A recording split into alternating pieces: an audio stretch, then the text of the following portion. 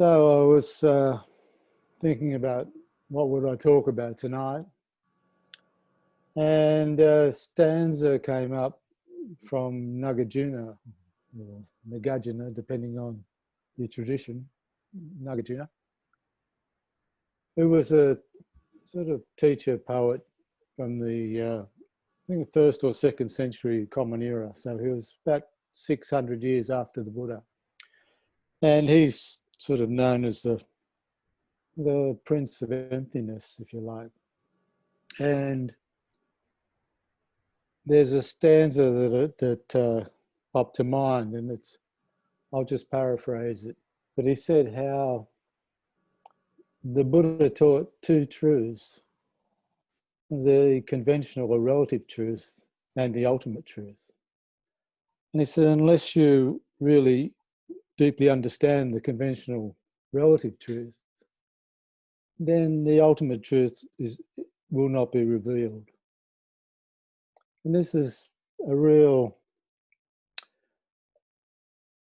unique, I suppose, about the Buddha's teachings at the time, that he put incredible emphasis on the physical, or the world as we know it, and as opposed to the trying to transcend the physical, so the renouncing all the aspects of life that are common everyday occurrences.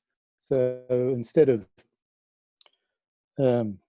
denying the flesh, if you like, of course he had this, his awakening came through seeing into this conventional truth. And of course the Four Noble Truths are suffering and its causes. So acknowledging suffering and seeing into its causes. That this is at the heart of freeing up the being. That ignoring the physical, ignoring the life of the senses, really didn't bring any depth of understanding or freedom to the being. So there's, in a way, this relative truth, or the conventional truth, if you like, this suffering, it actually really hurts. It only appears, has an appearance of reality to it. So it has a relative truth to it. Ultimately, of course, there is a freedom from suffering. But suffering itself, it has a depth of feeling and reality that we cannot deny. And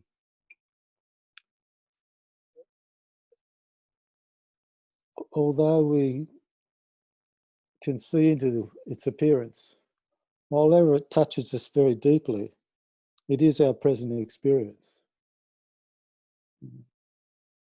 And no matter how many times we tell ourselves, I shouldn't let that go,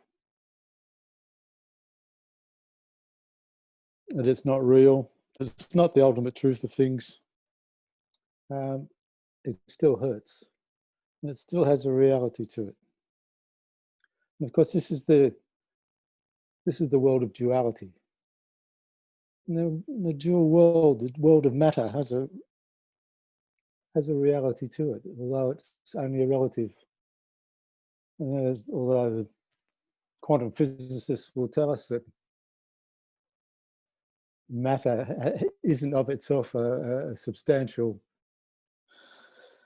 element, that depends on how we look at it, but still has an appearance of being solid. And so getting a depth of understanding of this dual world, the world of self and other, of me and not me, it's incredibly important. Seeing that way the brain is wired, if you like, to see in those terms. And the problem is, of course, that we get so hardwired in seeing the world like that, because that's the way we've been brought up. It's our social conditioning. through generations. But we've got locked into this view of just seeing the world in a conventional way, and only see the relative truth of things. And because we see that as being the truth, this very substantial, then we've lost touch with the ultimate reality of things. So if we're going to look into this world of duality to see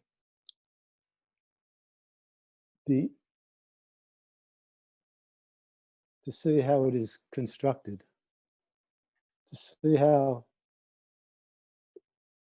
it only exists or appears to have a truth about it. And we've been all listening to the teachings for years and years, and we're all aware of all these teachings about self and not self, how the self is constructed, how it only has the appearance of being real. But that, in a way, doesn't seem to help us. Having that knowledge doesn't free us from being caught in the view of self and other, being caught in the view of me and not me, that this is me and everything else is not me. So when the Buddha says look into the causes and conditions of suffering, he's saying look very deeply into the way the world is constructed, in the way the sense of self is constructed, into the way we see the world. And he gave us some incredible teachings. And for me, the real freeing teaching has been seeing into the dependent arising nature of this relative truth. As I say again, we hear the teachings of dependent arising, that nothing arises of itself, but only arises dependent on causes and conditions. And intellectually, that sounds true. But when it's only an intellectual understanding, it doesn't shift the very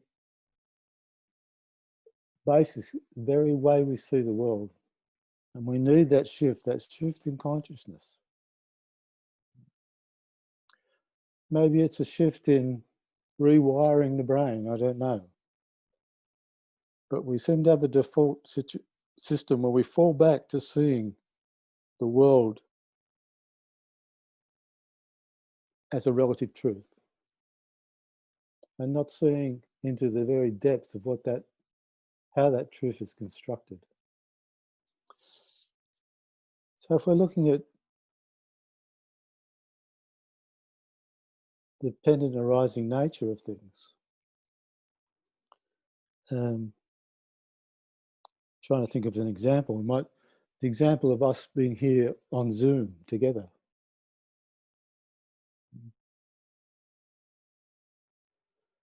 I'm not here because I, in any way,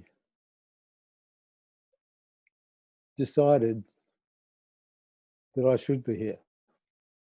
In the sense that I'm not here because some self, some ego, some I decided this is what I need to do. I'm only here because of all the conditions that contributed to me being here. And we can look at the immediate conditions. We had the time, we'd heard about it, we know each other, we thought it would be a good thing to do. But then we can look at the myriad conditions that contributed to it. And actually we can go back to the whole evolution of the universe. Everything contributed to us being here. If things had changed in any way, we wouldn't be here. So we start to see, this starts to, in a way, loosen that real sense that the I is in some way very substantial and separate from its conditions. separate from its environment. So it's the universe that brought us here tonight. So it's starting to undermine the way we take life personally.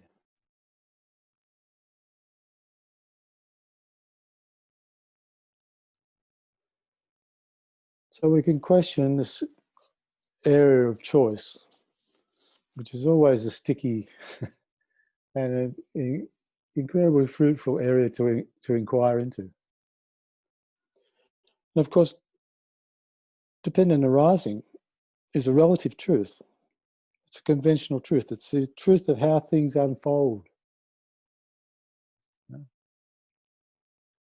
But it's not the ultimate truth of things. And we can look at,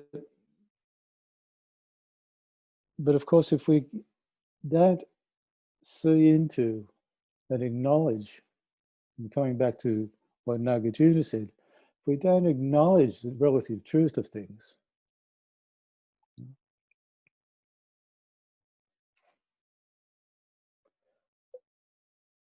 then we cannot function and relate to each other, and relate to society in our day-to-day life. So we have to acknowledge this world of self and other, this world of me and not me. But we see it through the eyes, or through the understanding, if you like, the dependent and arising nature of things, the impermanence of things. And that gives incredible shift in the way we see the world, because we don't take it personally.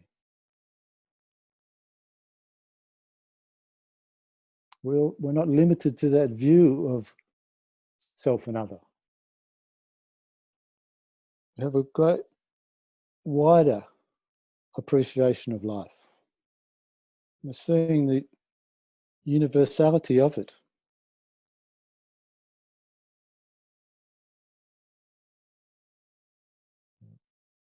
And that really opens the consciousness and opens the way we relate to each other.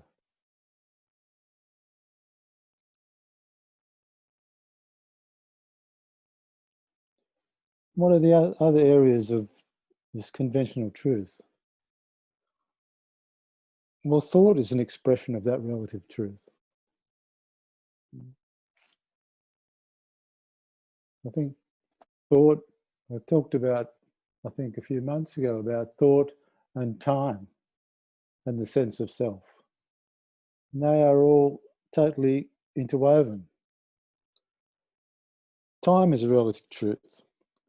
Thought and time are interrelated. You can't have one without the other. When I think about me, when I think about my past, they're all memories, they're all thoughts. When I speculate about the future, I create psychological time.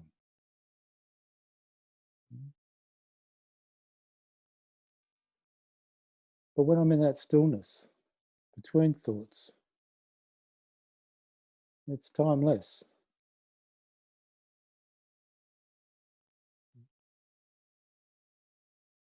So there's both these elements, the timeless and time, go together to create this life that we live. And when we acknowledge both, then it's a harmonious, there's a natural expression.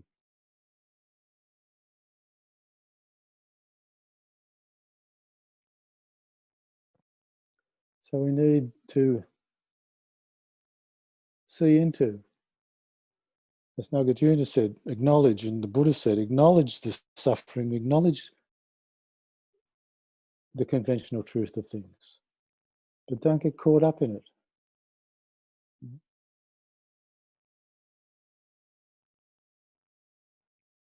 So the self is a relative truth, but it's convenient. It's a convenient truth.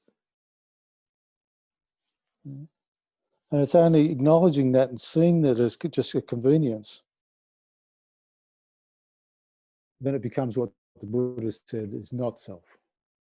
We see the ultimate truth, that it is a construct, that it is only the appearance of things.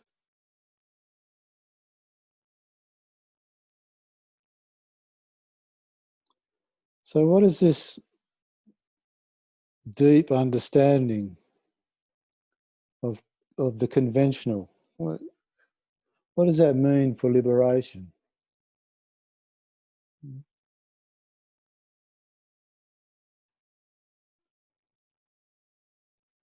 I think it starts to deconstruct, as I said, it starts to change the way we see the world. It changes, I don't know if it changes the pathways in the brain, but it changes the usual response. So then there's a far more creative response, because we're not caught in that limited view, the limited view of self and other. And we can bring this understanding of the conventional truth, we can look at all areas of our life, and we can acknowledge that it is a relative truth. People talk about the path. The path is a relative truth. At some stage, we have to let go even of the path. You can see the path as only a convenient stepping stone, if you like. All practice is a convenient, conventional truth.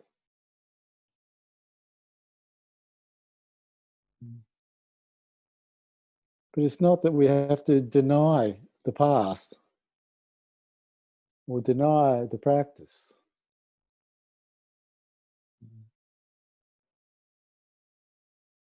Because as Nagarjuna said in another stanza, he said, samsara is exactly nirvana, and nirvana is exactly samsara.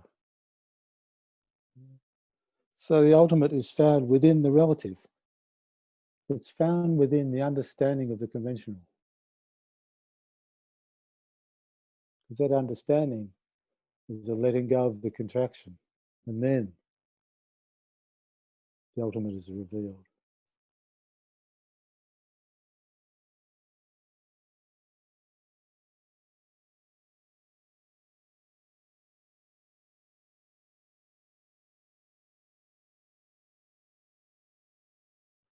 So in a way, this is just a reminder to look at the present experience, the everyday experience, and seeing it with those eyes of dependent arising. See into the conditionality and the impermanence of things.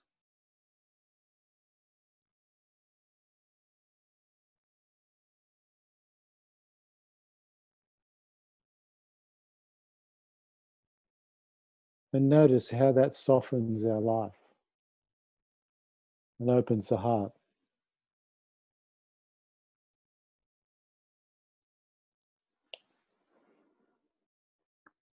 Thank you, everyone.